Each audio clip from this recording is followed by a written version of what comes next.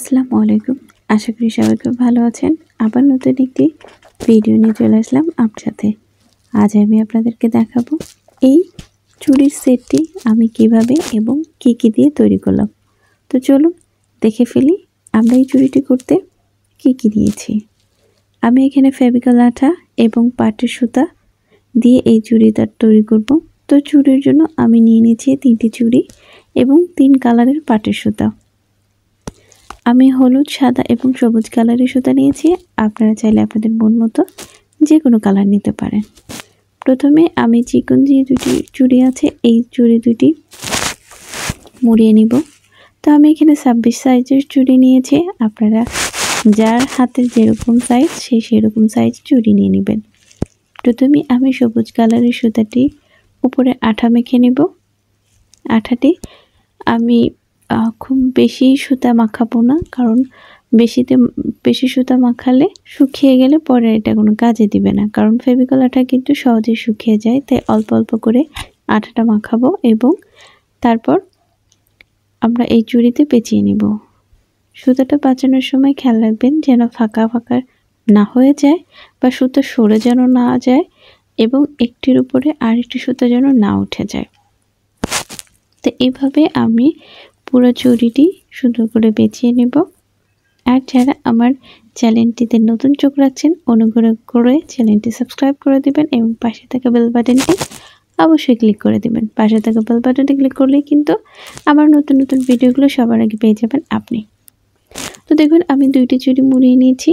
এবার যে বড় চুড়িটা আছে এই চুড়িটা আমি একটু ভিন্নভাবে পেঁচিয়ে নিব। আমি ওইটা গোল গোল করে পেঁচিয়েছিলাম, এটা দেখুন আমি এইভাবে পেঁচিয়ে নিচ্ছি। আপনারা যারা ভিডিওগুলো দেখছেন অনুগ্রহ করে না টেনে পুরো ভিডিওটি দেখার চেষ্টা করবেন, তাহলে কিন্তু ঘরের কাজটি শিখে নিতে পারবেন। তো এইভাবে আমি পুরো চুড়িটা পেঁচিয়ে নিব। প্রথম লাইনটা করার সময় একটু উঠে যায়, একটু ধৈর্য ধরে একটু সময় নিয়ে করলেই দেখবেন যে এটা তাড়াতাড়ি হয়ে গেছে।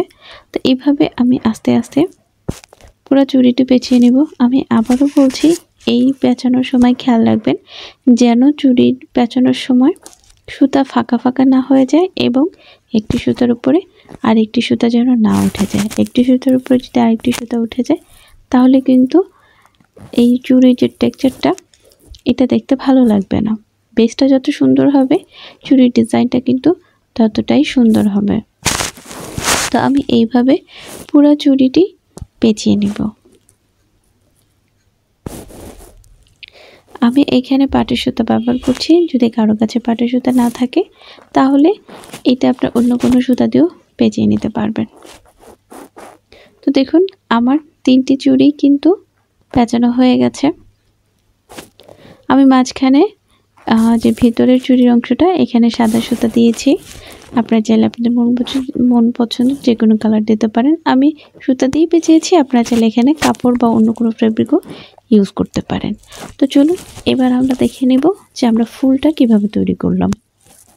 তো প্রথমে আমি সাদা কালারের সুতাটা নিয়ে নিলাম, যেহেতু আমি ফুলটা সাদা কালার দিয়ে করছি। তো আগের মতো করে আমি সুতাতে আগে ভালোভাবে আঠা মেখে নিলাম।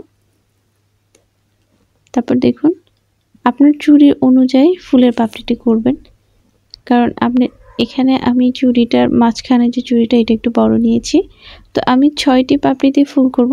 ফুলের পাপড়িগুলো আমি খুব বেশি করব না, আমি ছোট ছোট করে 6টি করে ফুল মানে পাপড়ি করে একটি করে ফুল করব। তো দেখছেন যে আমি কত সহজে ফুলের পাপড়িটা করে নিলাম। তো আমার পাপড়িটা হয়ে গেছে, এবার আমি এটাকে কাট করে দিব। তো আমি আরেকটা পাপড়ি করে দেখাচ্ছি আপনাদের বোঝার সুবিধার্থে, তাহলে আপনাদের আরেকটু ভালোভাবে বুঝতে পারবেন। একই নিয়মে আমি আগে প্রথমে সুতায় আঠা দিয়ে নিব।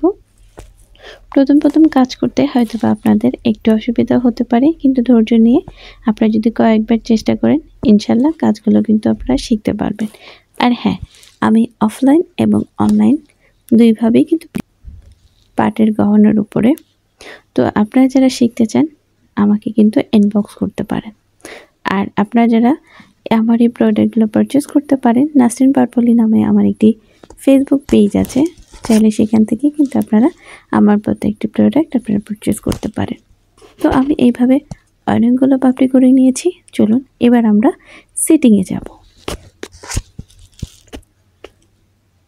সেটিংয়ের সময় খেয়াল রাখবেন যেন একটি শোন কাছাকাছি রাখার জন্য, কারণ হচ্ছে সেটিংয়ের সময় শোনটা খুবই গুরুত্বপূর্ণ। এবার দেখেন আমি পাপড়িগুলোর মাথার সাইডটা একটু বাঁকা করে নিলাম, তাহলে বসবে খুব সুন্দরভাবে। এবার পাপড়ির এক পাশে আঠা দিয়ে আমি পাপড়িগুলো আস্তে আস্তে এখানে বসিয়ে দিব। আমি মোট 4টি ফুল বানাবো পুরো চুড়িটাতে। আপনারা আপনাদের মন পছন্দ মতো কিন্তু দিতে পারবেন, 3টি বা 4টি বা 5টি, কম বেশি দিতে পারবেন। দেখতেই পাচ্ছেন যে আমি কিভাবে পাপড়িগুলো এক এক করে সেট করে নিচ্ছি। প্রথমে আমি আঠা দিয়ে নিচ্ছি, তারপরে পাপড়িগুলো সেট করে ফেলছি। ফেভিকল আঠাটা যেহেতু শুকিয়ে গেলে এইটা আর দেখা যায় না, তো এই জন্য আমি ফেভিকল আঠাটাই ব্যবহার করি, কারণ সেটিংয়ের সময় দেখা যায় যে একটু কম বেশি হয়েই যায়। আপনারা চাইলে অন্য কোনো আঠাও ব্যবহার করতে পারেন, যদি আপনার মনে হয় সেটা দিয়ে আপনি ভালো কাজ করতে পারেন। তো এইভাবে এক এক করে আমি 6টি পাপড়ি বসিয়ে দিব।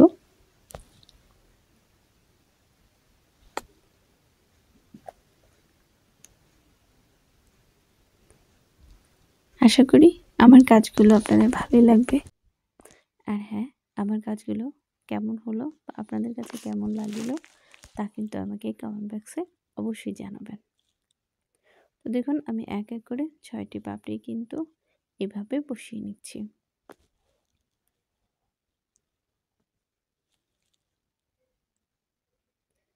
এবার আমার পাপড়িগুলো বসানো শেষ। তো আমরা যে মাঝখানের ফাঁকা অংশটা, এই অংশের ভিতরে আমরা হলুদ কালারের একটি বৃত্ত দিব। তো হলুদ কালারের একটি গোল বৃত্ত দেওয়ার জন্য আমরা প্রথমে হলুদ কালারের সুতা নিয়ে নিব। ঠিক আগের মতো করে প্রথমে আমরা সুতাতে আঠা দিয়ে নিব।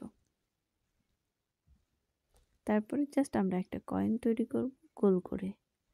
খেয়াল রাখবেন যেন মাঝখানে ফাঁকা না থাকে। তো এইভাবে খুব ছোট্ট করে আমি একটা কয়েন তৈরি করে নিব। যেহেতু আমাদের ফুলটাও খুবই ছোট, তো আমি একটা মাপ দিয়ে নিব যেন মাঝখানে আমরা যেই পাপড়িগুলো বসিয়েছি সেটা যেন না দেখা যায়।